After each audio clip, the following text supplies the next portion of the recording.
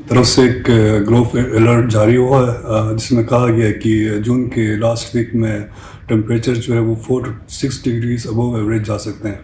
तो इस का इम्पेक्ट मुख्तलिफ सेक्टर्स पे पड़ सकता है। तो जैसे आपको पता है कि जीबी जो है वो एक फ्रेजाइल इकोसिस्टम रखता है।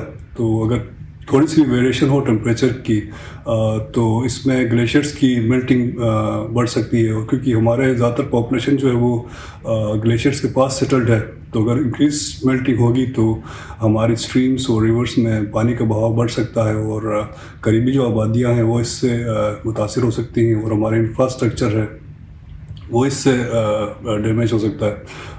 तो लास्ट ईयर हमने अनप्रेसिडेंटेड फ्लड्स विटनेस किए हैं जिसमें 113 हमारे इवेंट्स रिपोर्ट हुए थे, जिसमें 55 सस्पेक्टेड ग्लोफ इवेंट्स थे। तो क्योंकि जी भी एक बड़ा ग्लेशिएटेड एरिया रखता है, अप्रोक्सीमेटली 15,000 स्क्वायर किलोमीटर्स पे यहाँ पर ग्लेशियर्स पाए जाते हैं। तो क्लाइमेट चेंज की वजह से देखा गया कि एवरेज टेम्परेचर जो है वो हर साल बढ़ रहा है और ग्लेशियर्स की डिप्रेशन जो है वो तेज़ी से बढ़ रही है। तो इसमें हमारी जो लोकल पॉपुलेशन है उसमें एक तो फूड इनसिक्योरिटी का ज़्यादा जो है वो खदशा है कि वो बढ़ जाए, फूड इनसिक्योरिटी। क्योंकि वेदर पैटर्न चेंज होने की वजह से जो ग्लेशियर्स की मेल्टिंग है वो भी चेंज हो रही है।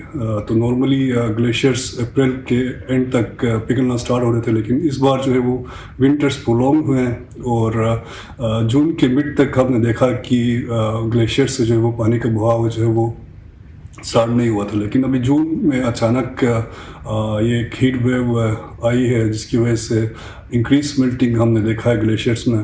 तो जीबी में पॉपुलेशन बड़ी स्केटर्ड है, ऐसा नहीं कि सारे लोग एक ही जगह पे रह रहे हैं।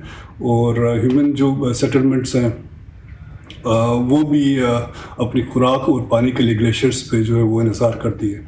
तो अगर ज़्यादा ग्लोफ के इवेंट्स होंगे और फ्लडिंग होगी तो ह्यूमन पॉपुलेशन पे जो है इसका बड़ा बुरा असर हो सकता है। इंक्रीज टेम्परेचर की वजह से एक तो ग्लोव्स की लो फ्लडिंग हो सकती है और या एक मेजर फ्लड इसकी वजह से आ सकता है। तो मेजर फ्लड उस वक्त हो सकता है जब टेम्परेचर ज़्यादा होने की वजह से ग्लेशियर सर्च करे और किसी स्ट्रीम या किसी दरिया को जो है वो बंद करे और उसकी वजह से एक डैम बने और थोड़े अरसे तक वो पानी वहाँ जमा हो और फिर एक और ब्रस्ट हो और एक मेजर फ्लड की वो शक्ल ले लें। तो डाउन कंट्री में, डाउन स्ट्रीम में जितनी पॉपुलेशन है, अगर वो नदी नालों के पास रह रही है या हमारा जो इंफ्रास्ट्रक्चर है वो इस फ्लडिंग की वजह से जो है वो मुतासर हो सकता है।